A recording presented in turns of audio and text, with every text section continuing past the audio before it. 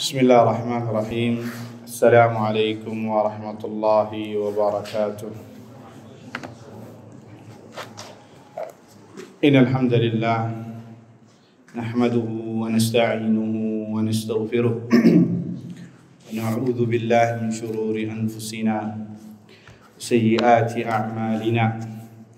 Man yahdihillahu fala mudilla lahu ومن يضلل فلا هادي له أشهد أن لا إله إلا الله وحده لا شريك له وأشهد أن محمدا عبده ورسوله اللهم صل وسلم وبارك على عبدك ورسولك محمد وعلى آله وصحبه وسلم تسليما كثيرا إلى يوم الدين أما بعد اللهم لا سهل إلا ما جعلته سهلا وأنت تجعل الحزن إذا شئت سهلا رب اشرح لي صدري ويسر لي أمري واحلل عقدة من لساني يفقه قولي اللهم إنا نسألك علما نافعا ورزقا طيبا وعملا متقبلا اللهم علمنا ما ينفعنا وانفعنا بما علمتنا وزدنا علما يا رب العالمين اللهم أصلح لنا شأننا كله ولا تكلنا إلى أنفسنا طرفة أعين ولا حول ولا قوة إلا بالله أما بعد إخواني في الدين أعزني الله وإياكم Alhamdulillah, kita panjatkan puji syukur kepada Allah Subhanahu wa taala yang telah mempertemukan kita kembali dalam rangka menjalankan ketaatan yang Allah wajibkan kepada kita. Wabil khusus bagi laki-laki salat wajib secara berjamaah, kemudian diiringi dengan bertafaqquh fiddin, mempelajari ilmu agama. Mudah-mudahan ini adalah pertanda kebaikan yang Allah kehendaki bagi kita semua. Allahumma amin. Ikhwani wa akhwati fiddin, azzani Allah wa iyyakum. Melanjutkan pembahasan kitab Al-Usul Ats-Tsalatsah, 3 pondasi utama yang wajib diketahui dan diamalkan oleh seorang muslim, karya Syekhul Islam Al-Imam Imamul Mujaddid Muhammad bin Abdul Wahhab ibn Sulaiman At-Tamimi rahimahullahu ta'ala. Masih berkaitan tentang al-iman, dan telah kita sebutkan pada pertemuan sebelumnya bahwasanya iman itu memiliki cabang. Ya, cabangnya disebutkan di dalam hadis bid'un wa sab'una syu'bah. Ada 70 sekian cabang. Fa'alaha qaulu la ilaha illallah. Yang paling tertinggi adalah ucapan la ilaha illallah. Wa adnaha imatatul adza 'anit tariq, dan yang terendah adalah menyingkirkan gangguan dari jalan. Wal haya'u syu'batun minal iman, dan rasa malu bagian dari keimanan. Telah kita kupas secara panjang lebar, ya kurang lebih, tentang makna kutipan redaksi di atas, ya bahwasanya iman itu perkataan dan perbuatan, pasang akan naik jika melakukan ketaatan kepada Allah, dan akan turun atau surut tatkala bermaksiat kepada Allah Subhanahu wa taala, dan kita telah jelaskan secara panjang lebar. Kemudian di sini Syekh Muhammad bin Abdul Wahhab menyebutkan wa arkanuhu sittah. Rukun-rukunnya ada 6. Rukun-rukunnya ada 6. Lah, kok tadi beliau menyebutkan bahwasanya cabang keimanan itu ada 70 sekian. Kok kenapa ada rukunnya 6? Seakan-akan kontradiksi. Dijawab oleh para ulama, ini tidak kontradiksi.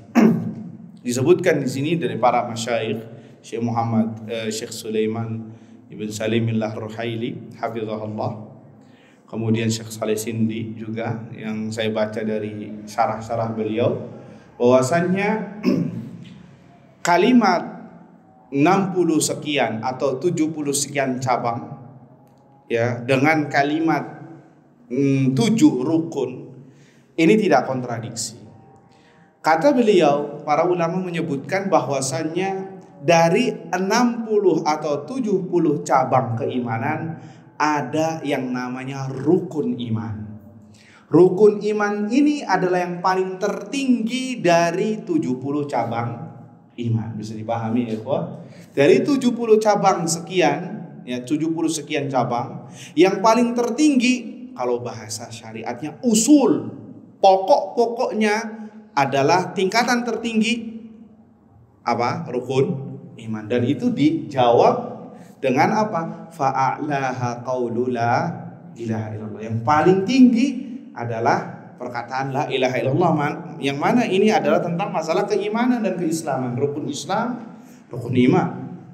Ya, iman kepada Allah Subhanahu wa taala. Disebutkan kata Syekh Sulaiman bin Salimillah Ar-Ruhaili hafizahullah taala, beliau dosen pasca sarjana bidang usul fikih di Universitas Islam Madinah dan pengajar di Masjid Nabawi serta imam di Masjid Quba, ya, Syekh Sulaiman bin Salimillah Ar-Ruhaili. Kata beliau setelah menyebutkan soal tadi, kok kenapa ada 70, ini ada 6 rukun. Kata beliau, innal imana alladhi huwal aqidah alladhi huwa amalul qalb usuluhu sittah. Perlu ketahui, iman yang mana itu bagian dari akidah, keyakinan yang paling penting mendasar, itu jumlahnya ada 6, ya. Arkanuhu sittah wa hadhihi sittah, dan 6 poin ini atau 6 rukun ini idza dzahaba ba'duha, apabila salah satu dari 6 ini enggak ada, ya, apabila dari 6 ini salah satunya enggak ada, maka hilang semua imannya. Maka hilang semuanya. Jadi gini, dari 6 poin ini, iman, nanti kita sebut iman kepada Allah, iman kepada malaikat, iman kepada kitab-kitabnya, iman kepada rasul-rasulnya, iman kepada yaumil akhir, iman kepada qada dan qadar. Ini 6. Ini usulnya, ini pokok dari imannya.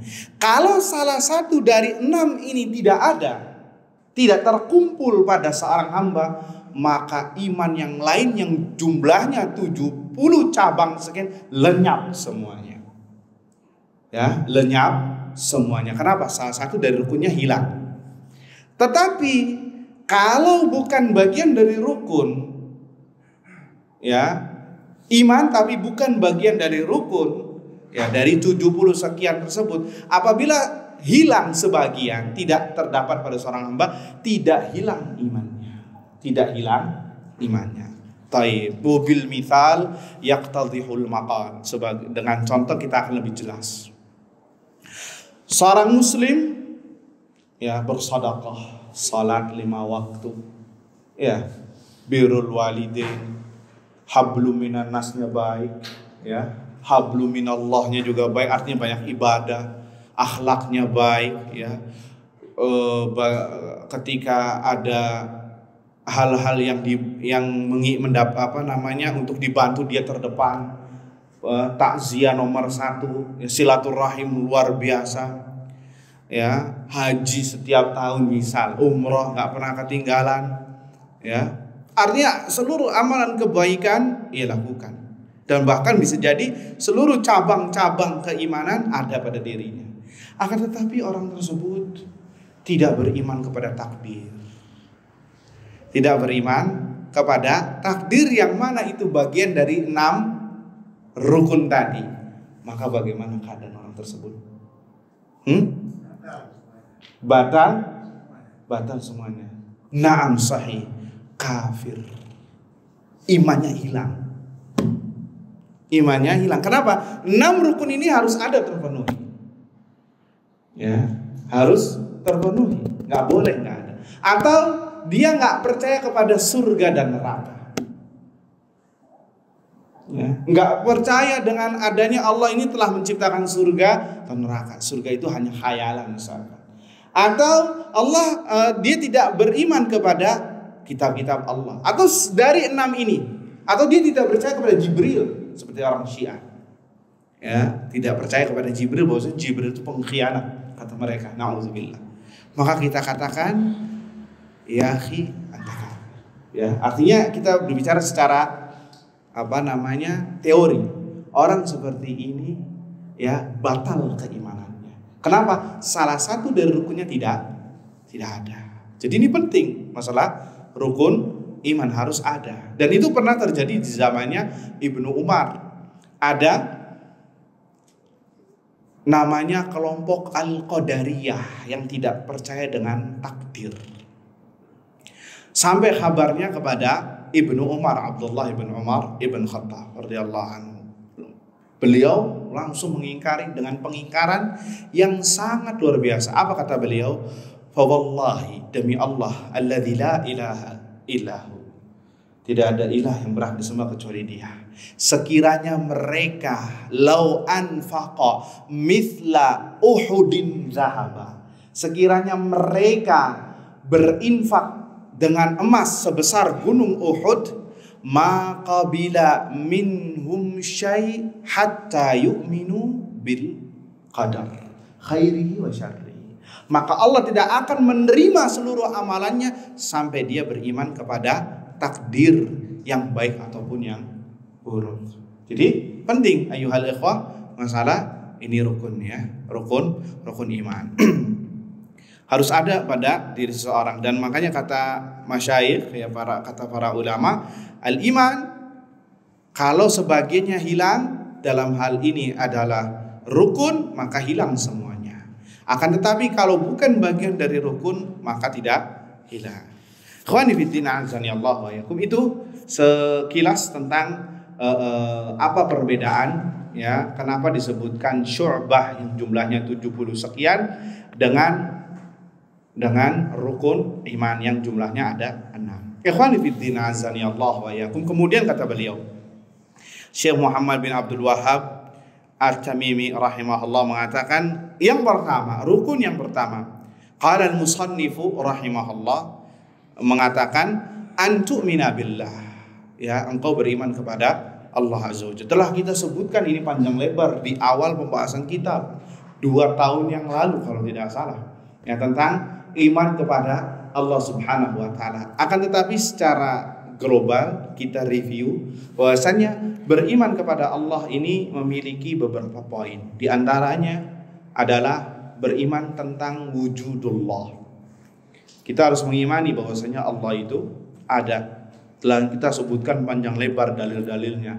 Baik itu dalil dari fitrah, ya, dari fitrah bahwasanya secara fitrah manusia ternaluri bahwasanya mereka bergantung kepada Rabbnya Azza wa Jal. Kemudian juga secara dalil syar'iyah, ya, al-ayatillah syar'iyah, yakni dari Al-Quran banyak sekali yang menunjukkan bahwasanya Allah Subhanahu wa taala ada. Nah, ini baru-baru nih ya, yang masih angatan ya, ada sebagian ormas besar dari kalangan umat Islam mengatakan bahwasanya tidak ada di dalam Al-Quran Allah itu ada.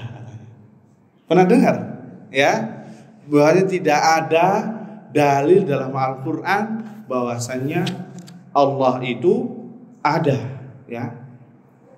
Maka sebenarnya orang seperti ini lebih buruk daripada orang musyrik di zaman Nabi Sallallahu Alaihi Wasallam. Karena apa? Sebelum memasuki dalam dalil Al-Quran, karena orang-orang musyrik mengakui adanya wujudullah Azza wa Jalla, adanya Allah Azza wa Jalla, dan mereka mengakui wala in sa'altahum man khalaqas samawati wal ard la yaqulunna Allah. Kalau engkau katakan wahai Muhammad kepada mereka, siapakah yang menciptakan langit dan bumi, pasti mereka akan bertanya, menjawab siapa?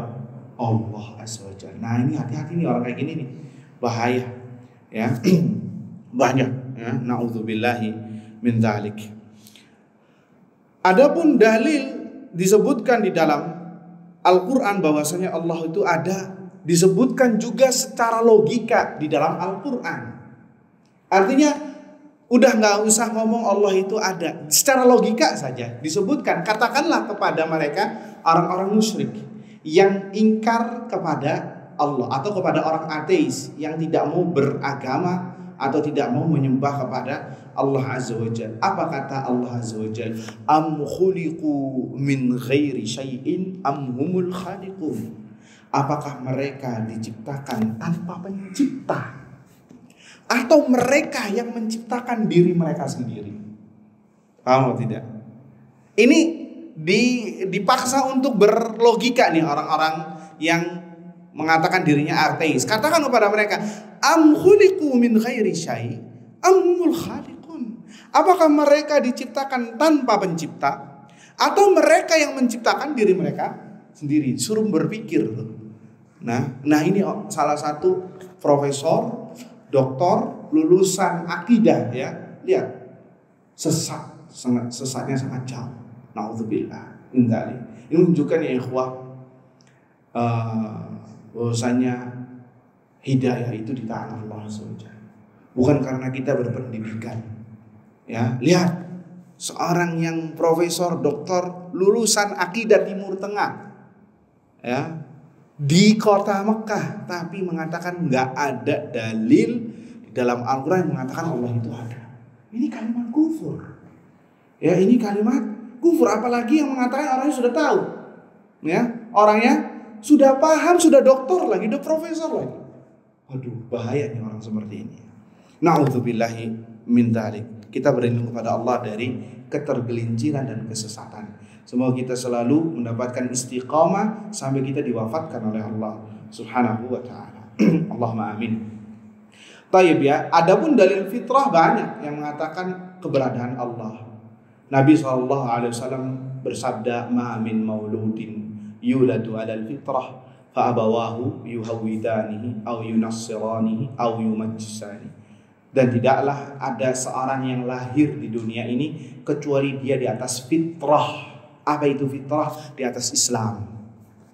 Akan tetapi orang tuanya lah yang menjadikan dia Yahudi, yang menjadikan dia Nasara, yang menjadikan dia Majusi, yang menjadikan dia Muslim. Akhirnya fitrahnya dirusak. Artinya fitrahnya itu apa? Dirusak sehingga menjadi bukan beragama Islam. Artinya begini, kalau kita pahami dari konteks Nabi SAW, ya, kalau anak kecil tidak ditarbiyah dengan tarbiyah Islam, dia akan tumbuh dewasa sesuai dengan fitrahnya. Bahwasanya dia bergantung kepada siapa? Kepada Rabbnya, kepada Allah Subhanahu wa ta'ala. Ikhwani fiddin, azani Allah wa iyyakum. Adapun dalil logika banyak sekali disebutkan oleh Syekh Utsaimin, bahwasanya seluruh makhluk itu pasti ada yang menciptakannya, tidak tercipta dengan diri sendirinya atau tercipta karena sudfatan, kebetulan terjadi tiba-tiba. Dan ini yang pernah kita bahas, teori Big Bang itu. Artinya teori yang mengatakan bahwasanya apa? Bumi, langit itu terjadi awal pertama itu terjadi apa? Ledakan yang besar. Ya, kemudian ada gunung, ya ada apa? Ada laut, ada apa lagi? Artinya semua tercipta dengan sendirinya. Ini teori kufur, teori ateis. Ya, bukan teori Islam. Teori Islam, Allah yang menciptakan langit dan bumi. Ya, Allahul ladzi khalaqas samawati wal ardi wal arda fi sittati ayyam. Allah mengatakan, "Tsumma stawa 'alal 'arsy." Allah lah yang menciptakan langit dan bumi selama 6 hari, kemudian beristiwa di atas ars. Tidak ada yang mengatakan teori Big Bang. Terjadi ledakan yang begitu dahsyat, kemudian terjadilah gunung, lembah, bumi, ya, daratan, ada lautan, ada pantai. Ini teori kufur. Dan ironisnya teori seperti ini diajarkan di sekolah-sekolah yang kebanyakan mayoritas kaum muslimin, di pelajaran biologi. Teori-teori kufur dari Yahudi. Ya, teori Darwin, manusia itu dari kera. Mau kita dikatakan keturunannya kera. Ya, bahwasanya monyet, kera itu berevolusi menjadi manusia. Ini teori batil, kufur. Kalau teori itu benar berarti nggak ada kera di muka bumi ini. Karena semuanya menjadi apa? Manusia. Iya apa tidak? Tapi kita menelannya dengan mentah-mentah. Ini teori kufur. Ya, mendustakan Al-Quran. Bahwasanya nenek moyang manusia adalah Nabiullah Adam alaihissalatu wassalam. bukan dari kera dan babi. Kalau mereka iya, saudaranya mereka ada yang dikutuk jadi kera dan babi. Ya, bukan keturunan kera dan babi, jangan salah. Tapi saudara kera dan babi. Karena mereka yang dikutuk tidak memiliki anak keturunan. Ya. Jadi karena Yahudi sudah dikutuk jadi kera dan babi sebenarnya, akhirnya nggak mau deh itu disematkan kepada diri mereka sendiri. Emang pinternya kebablasan. Akhirnya bikin teori bahwasanya manusia itu berasal dari kera dan babi. Kemudian kita telan mentah-mentah. Iya betul.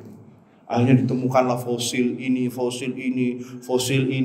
yang kerangkanya mirip seperti kerangka kera. Ya, kemudian kita percaya begitu saja. Ini teori yang tidak berlandaskan ya asas syariah Islam. Ikhwani fiddin, azani Allah wa iyyakum. Ya. Adapun dalil syar'i banyak yang mengatakan bahwasanya Allah Subhanahu wa taala itu ada, ya. Ada. Disebutkan dalilnya di antaranya dalil syar'i ala wujudillah fa li annal kutuba as-samawiyyah kullaha tantiqu bidzalik. Semua kitab-kitab samawi, Injil, Taurat, Al-Quran, semuanya berbicara tentang wujudullah, ya, tentang keberadaan Allah Subhanahu wa taala. Ya. Semua Al-Quran isinya tauhid. Ya, artinya tauhid tentang apa? Mengesahkan Allah Subhanahu wa taala. Wa ma ja'at bihi minal ahkam al-mutadhammina limasalihi al-khalq. Ya, dan tentang hukum-hukum yang isinya adalah maslahat untuk manusia, menunjukkan ini datang dari Rabbul Alamin, ya, Rabbul Alamin. Adapun dalil his itu apa? Yang bisa kita rasakan, itu his. Bahwasanya Allah itu ada, bahwasanya kita selalu melihat atau pernah mendengar orang yang dikabulkan doanya. Orang yang dikabulkan atau melihat orang yang dikabulkan doanya. Maka ini dalil yang sangat luar biasa. Ya, qala ta'ala wa nuhan idnada min qablu fastajabna lahu. Dan Nabi Nuh yang memanggil kami, yang berdoa kepada kami, kemudian kami ijabahi.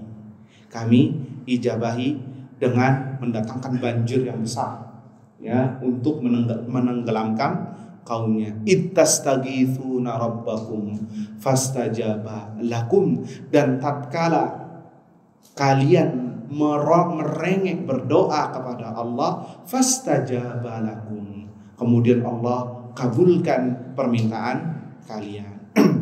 Ikhwani fiddin, azani Allah wa iyyakum. Dengan sangat banyak sekali dalil tentang wujudullah azza wajalla. Begitu juga tentang mukjizat para nabi dan para rasul, itu juga menunjukkan bahwasanya Allah itu subhanahu wa ta'ala ada. Itu secara dalil bahwasanya tentang wujudullah banyak sekali dalilnya, ya, banyak sekali dalilnya. Adapun kita berbicara tentang antu'mina billah, beriman kepada Allah, juga mencakup iman kepada tauhid rububiyah, tauhid uluhiyah, tauhid asma wa sifat.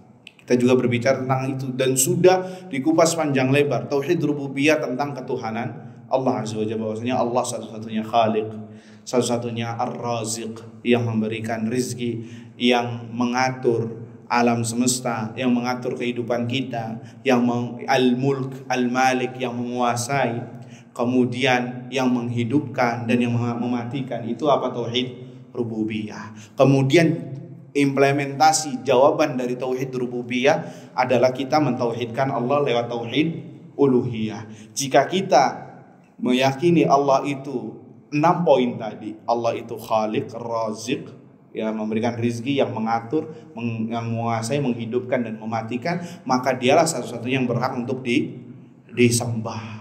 Satu-satunya yang berhak disembah, itu tauhid uluhiyah. Dan kita telah bahas panjang lebar. Kemudian sedikit ingin membahas tauhid asma wa sifat. Ya, ini belum pernah disentil, ini tauhid asma wa sifat, dan ini penting. Apalagi ayuhal ikhwah, kita hidup di negeri yang kebanyakan mereka itu tergelincir dalam penetapan asma wa sifat. Sampai-sampai Allah itu mempunyai 6 sifat atau 7 sifat saja. yang lainnya nggak boleh. Ini penting ini ya. Wujud kita baqa mukhalafatul hawadithi qiyamuhu bi nafsihi wahdaniyah kudrat iradat ilmu hayat. Cuman itu doang katanya ilmu Allah atau sifat Allah. Yang lainnya nggak boleh. Maka ini kita penting. Apa itu tauhid asma was sifat?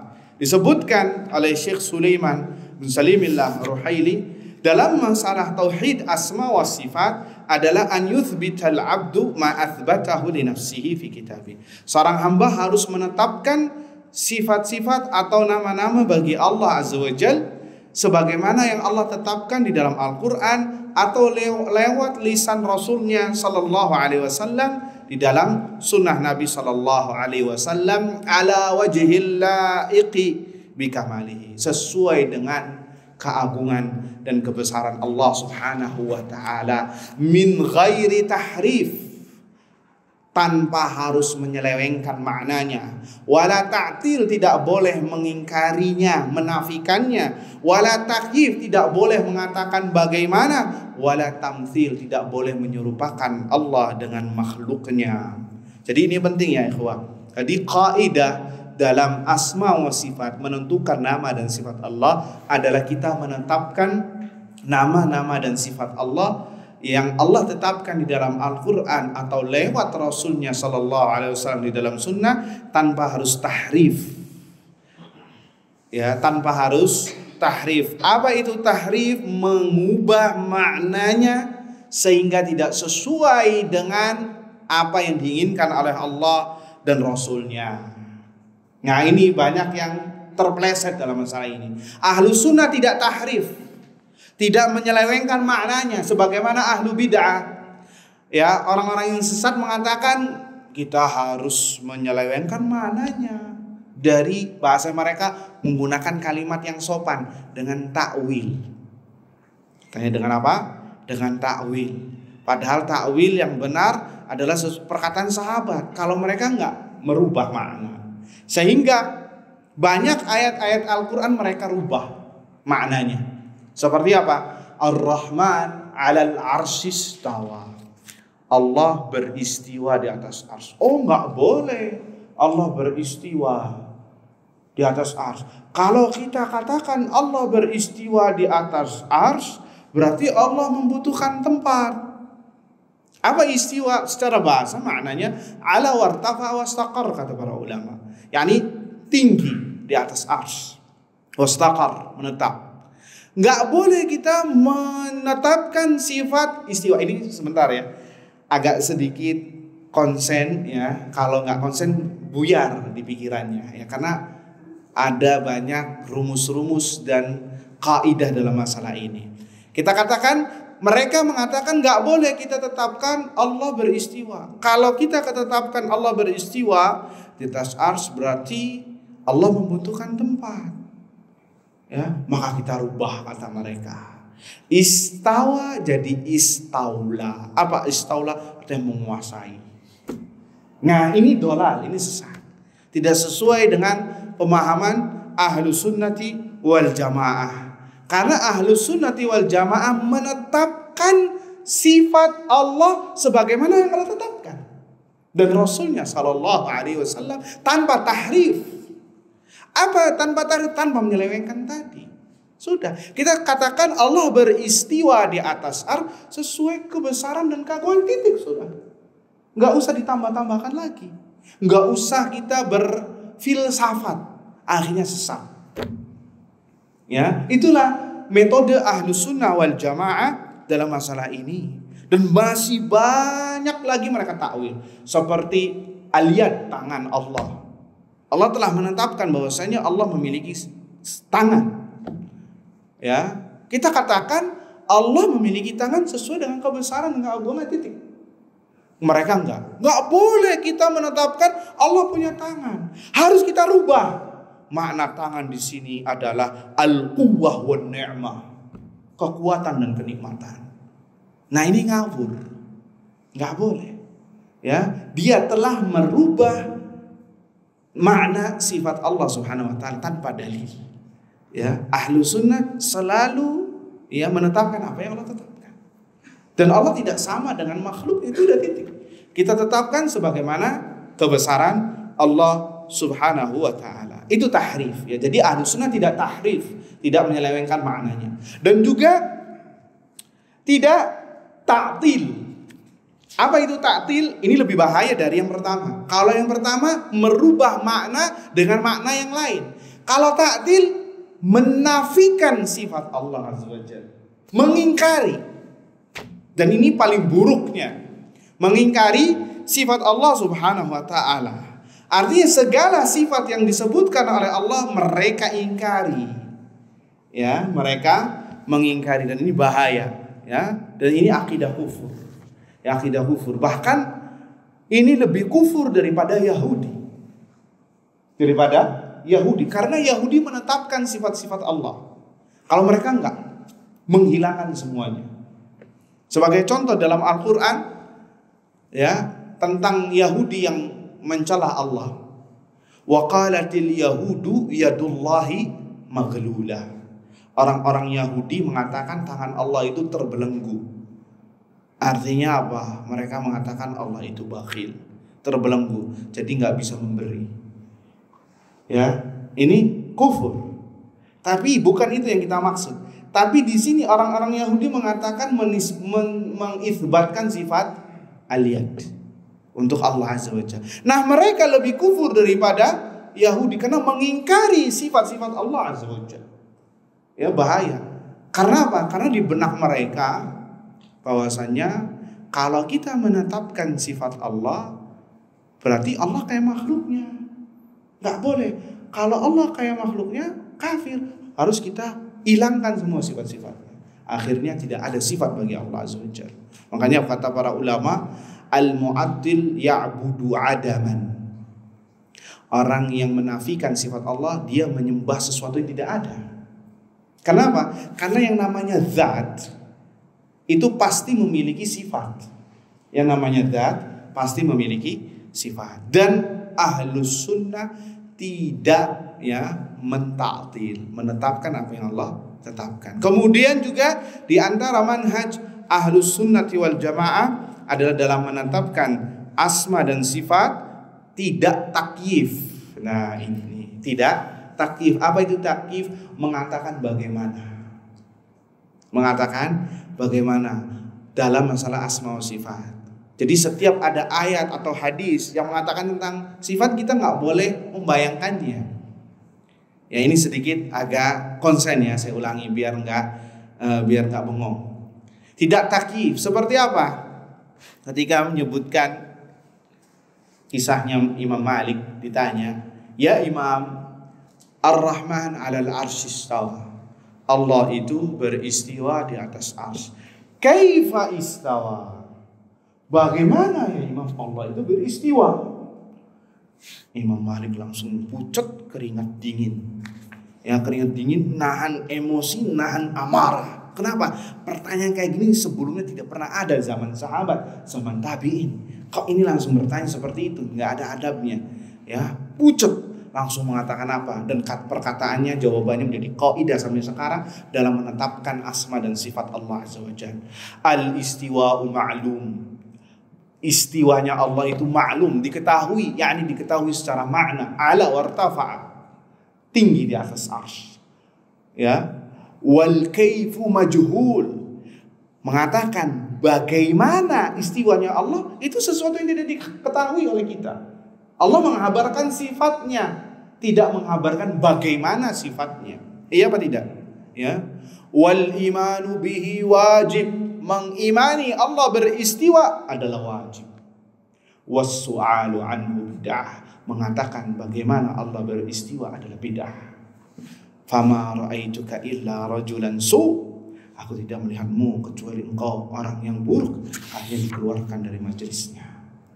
Jadi manhaj Ahlus Sunnah wal Jamaah tidak mentakyif, ya, mengatakan bagaimana sifat Allah, nggak boleh.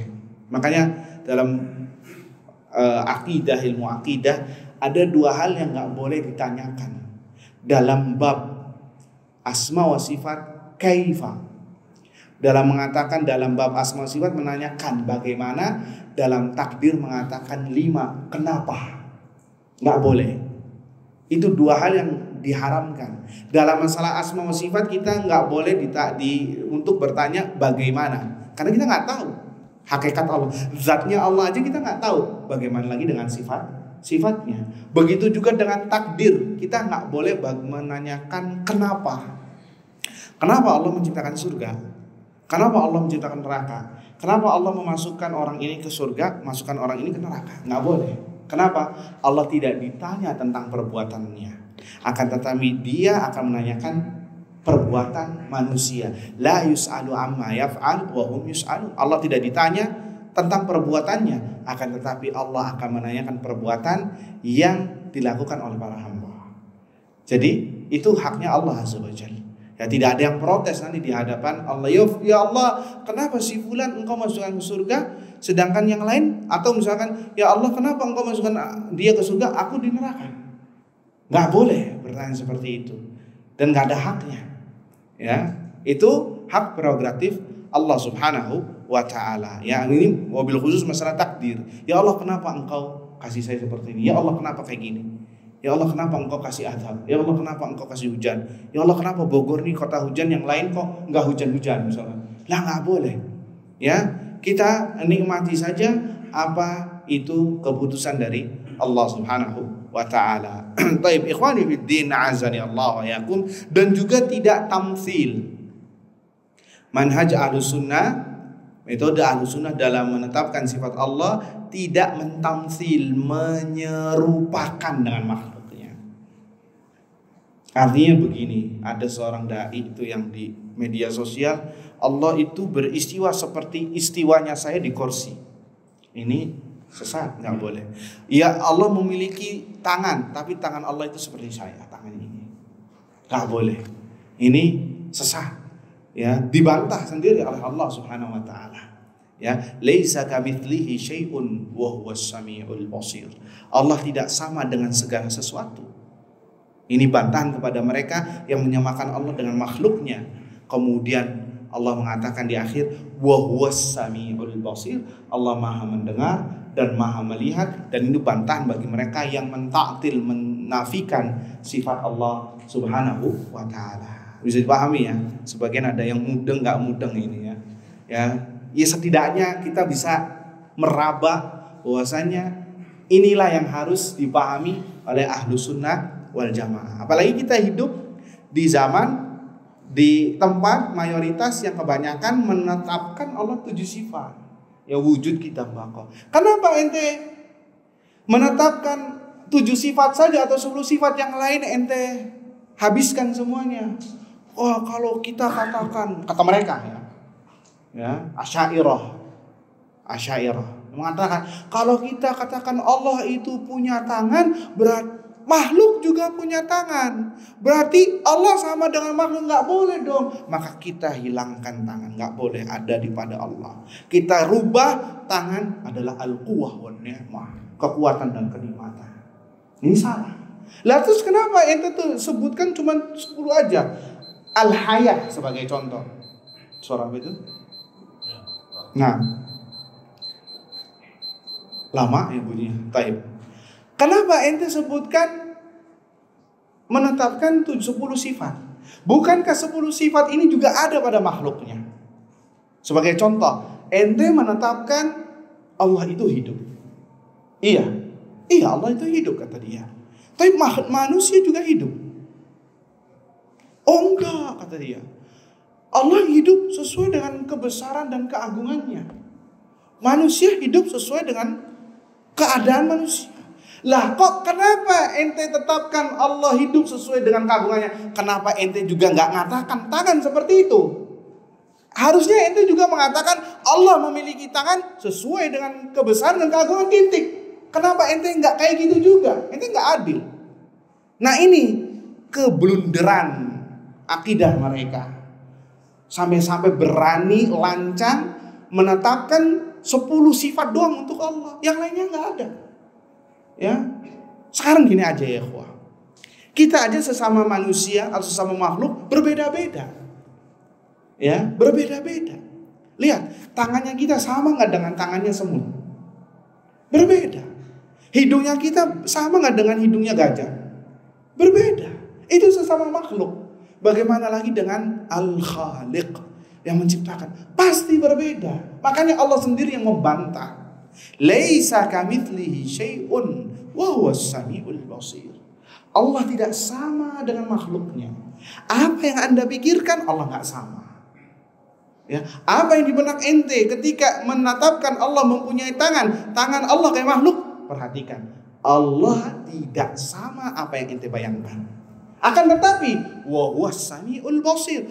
Allah Maha mendengar dan Maha melihat. Artinya pendengaran dan penglihatan Allah berbeda dengan pendengaran makhluk.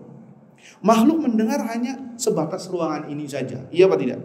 Kita dengar nggak yang di luar masjid? Yang di kebun raya? Nggak dengar nggak? Enggak. Sedangkan Allah mendengar segala ucapan. Semua orang yang berdoa masing-masing disebutkan dalam hadis. Sekiranya seluruh makhluk hidup dari awal sampai akhir, jin dan manusia berkumpul di dalam satu lembah, kemudian mereka meminta hajat mereka masing-masing, pasti Allah perkenankan semuanya tanpa ada yang terkurangi hajatnya. Berarti Allah mendengar semua ucapan mereka. Dan itu tidak mustahil bagi Allah. Kenapa tidak ente tetapkan seperti itu? Udah, kita nggak usah filsafat deh, nggak usah lancang kepada Allah Azza wa Jalla. Allah sendiri yang mengatakan, ya ayyuhalladzina amanu la tuqaddimu baina yadayillahi wa rasulih. Wahai orang-orang yang beriman, jangan lancang terhadap Allah dan Rasulnya. Menetapkan sesuatu yang tidak Allah tetapkan bagian dari sesuatu yang kelancangan, kurang ajar kepada Allah dan kepada Rasulnya. Kelak orang yang, kenapa kita harus hati-hati dalam masalah ini? Karena Allah sendiri yang mengancam.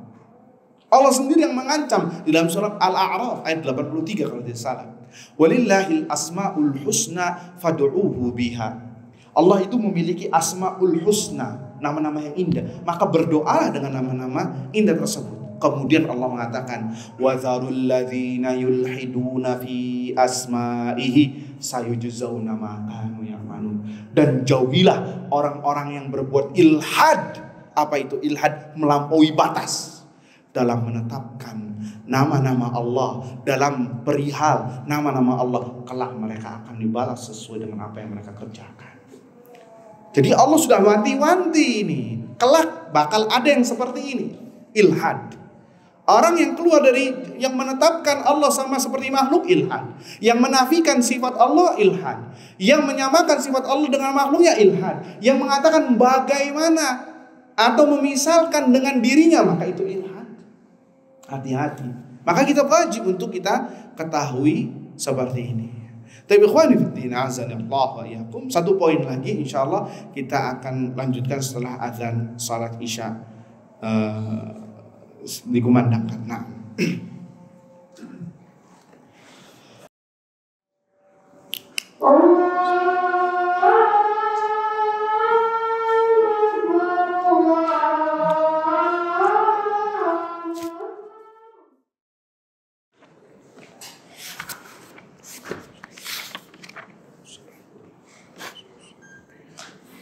Taib ikhwani wa akhwati fiddin, azani Allah ayakum.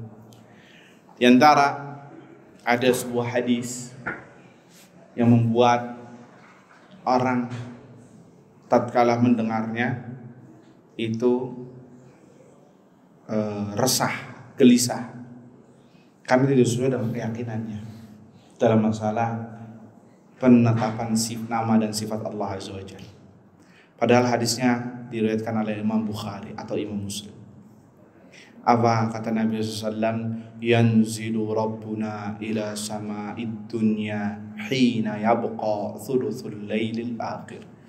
Rabb kita, kata Nabi, turun ke langit dunia di sepertiga malam terakhir. Fayaqul, kemudian dia berfirman, man yastaghfiruni fa'aghfiralah.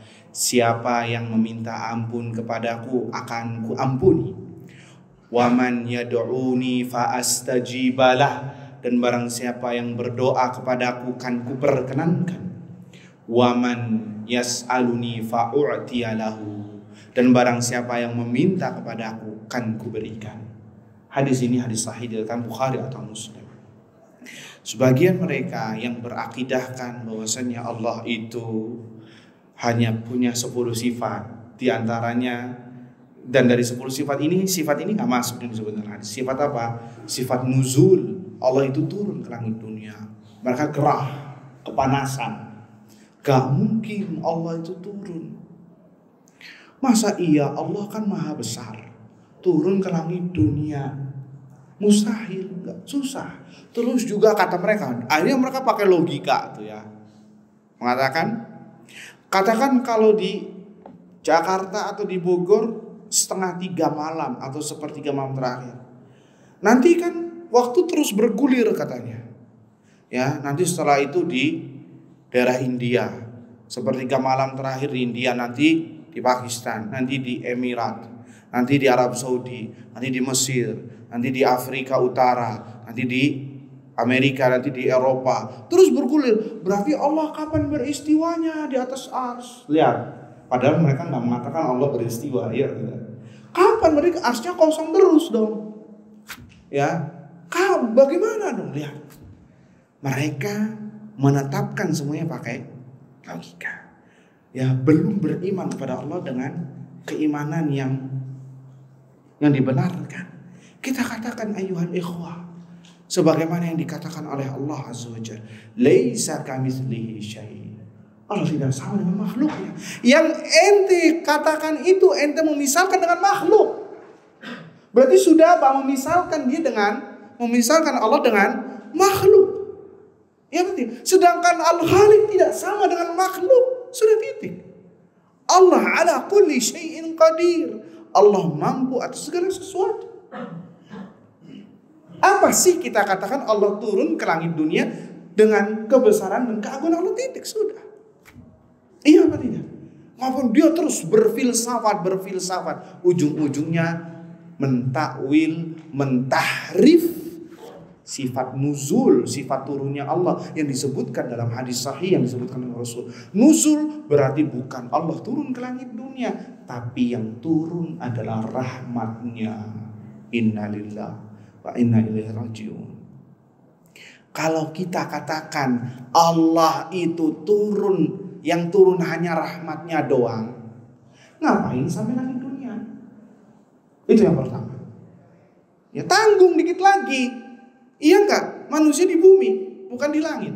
Kemudian yang kedua, kalau kita katakan Allah itu turun ke langit dunia hanya rahmatnya saja, berarti apa iya rahmat yang mengatakan man yad'uni, siapa yang meminta kepadaku akan kukabulkan, siapa yang beristighfar kepadaku akan kuampuni, dan siapa yang meminta kepadaku akan kuperkenankan. Apakah rahmat Allah yang mengatakan kayak gitu? Kemudian manusia berdoa kepada rahmat bukan kepada Allah, jatuh kepada kesyirikan. Ya, tatkala dia mengingkari satu persatu, semuanya akan kena. Karena ini adalah satu kesimpulan, ya, satu kesatuan. Apa bedanya? Apa salahnya kita meyakini apa yang diyakini oleh para sahabat? Lihat para sahabat tatkala mendengar hadis ini, apakah mereka mengatakan ya Rasulullah, Allah itu besar, langit itu kecil? Ya Rasulullah, bagaimana Allah turun? Tidak ada yang mengatakan kayak gitu. Tapi inti dari hadis ini kita untuk apa? Motivasi untuk sholat tahajud, agar kita bangun sholat malam. Ini sibuk dengan masalah Allah turun ke dunia tapi nggak pernah tahajud. Ya, lihat, itulah ahlu bid'ah, selalu mengkritisi, tidak taslim, tidak tunduk dan patuh terhadap dalil. Ya, tidak tunduk dan patuh terhadap dalil, selalu mengoreksi dalil sesuai dengan hawa nafsunya dan akidahnya yang sesat. Berbeda dengan ahlu sunnah, tunduk dan patuh terhadap dalil, sami'na wa ata'na, dan itu yang diinginkan oleh Allah Azza wa Jalla. Wa ma kana lil mu'minin wa la mu'minatin idza qada Allahu wa rasuluhu amran ay yakuna lahumul khiyaratu min amrihim. Ya, atau ay yakuna sami'na wa ata'na. Ya, dan tidaklah seorang mukmin dan mukminah tatkala ya tetapkan perintah Allah dan Rasulnya, kecuali dia akan mengatakan sami'na wa ata'na, sudah beres. Nggak usah berfilsafat. Kenapa? Karena kita nggak tahu zatnya Allah. Allah hanya mengabarkan sifatnya. Di antaranya Allah itu turun ke langit, sudah kita imani. Nggak usah kemana-mana. Karena apa? Akal kita ini terbatas ya ikhwah. Kita melihat ke langit, nggak ada apa-apa. Naam, sejauh mata kita. Tapi bisa jadi berapa puluh kilo di atas kita ada pesawat lewat dan kita nggak tahu. Kenapa? Mata kita terbatas. Iya apa tidak? Pikiran kita terbatas. Ya, maka yang terbatas itu kita nggak bisa menalar semuanya. Sungguh sangat salah dan sesat. Semuanya dinalar dengan logika. Apalagi wahyu. Ini adalah perkara ghaib yang kita diperintahkan untuk beriman kepada ghaib. Alladzina yu'minuna bil ghaib wa yuqimuna shalah wa yu'tuna zakata wa hum raqiun. Ya, dan mereka lah yang beriman kepada al-ghaib, di antaranya asma wa sifat Allah Subhanahu wa taala. Poin yang terakhir yang ini kita tutup, di antara yang harus kita singgung dalam masalah asma sifat, tafwid. Apa itu tafwid? Menyandarkan kepada Allah Azza wa Jalla. Menyandarkan kepada Allah dalam masalah asma sifat. Maksudnya apa? Tafwid ini ada dua. Ada yang hak dan ada yang batil. Yang hak adalah menyandarkan kaifiyah, bagaimana yakni karakteristik sifat Allah Azza wa Jalla. Artinya apa? Kalau kita ditanya Allah turun, nah orang turun di dunia, bagaimana Allah turun? Kita katakan Allah turun sesuai dengan kebesaran. Kita nggak tahu bagaimana Allah turun. Menyandarkan kaifiyahnya Allah Azza wa Jalla dalam menentukan asma wa sifat, dan itu yang benar. Adapun yang dilakukan oleh ahlu bid'ah adalah mentafwidkan, menyandarkan makna sifat. Tatkala mereka mengatakan Allah beristiwa di atas arsy, apa makna istiwa? Wallahu a'lam. Allah yang tahu maknanya. Nah, ini salah, ini sesat. Kenapa? Karena Allah mengajak bicara kepada kita dengan bahasa Arab. La'allakum ta'qilun, kata Allah, agar kalian mengetahui, berakal. Apa iya semua perkataan Allah ini kita nggak tahu maknanya? Ya, Allah menghabarkan kita dengan sesuatu yang jelas. Ya, mereka mengatakan yuthbitul muslim sifat Allah ala zahiriha wa yurji'u ma'naha ila Allah. Kita menetapkan sifat Allah yang ada maknanya, tapi kita serahkan perkara kepada Allah. Ini salah. Kita katakan Allah memiliki sifat dan kita tahu maknanya. Akan tetapi kalau kaifiyahnya, bagaimana Allah melakukan tersebut, maka kita serahkan kepada Allah Subhanahu wa ta'ala. Itulah sekilas ayuhal ikhwah tentang asma wa sifat, yang itu bagian dari iman kepada Allah. Iman kepada Allah mencakup iman wujudullah, keberadaan Allah, kemudian tauhid rububiyah, kemudian tauhid uluhiyah, dan tauhid asma wa sifat. Dan asma wa sifat kita singgung bahwasanya kita menetapkan apa yang Allah tetapkan di dalam Al-Quran dan Rasulnya SAW di dalam sunnah sesuai dengan kebesaran Allah Azza wa Jalla, tanpa harus menyelewengkannya, mentakwilnya, mengatakan bagaimana, yang kemudian menafikannya atau menyerupakan Allah dengan makhluknya. Itulah jalan yang selamat dalam masalah ini. Wallahu ta'ala a'lam bissawab. Semoga apa yang disampaikan bisa bermanfaat untuk kita semua. Setidaknya bisa lebih dekat lagi kita dengan Allah Subhanahu wa ta'ala. Allahumma amin. Subhanakallahumma wa bihamdika asyhadu an la ilaha illa anta astaghfiruka wa atubu ilaik. Assalamualaikum warahmatullahi wabarakatuh.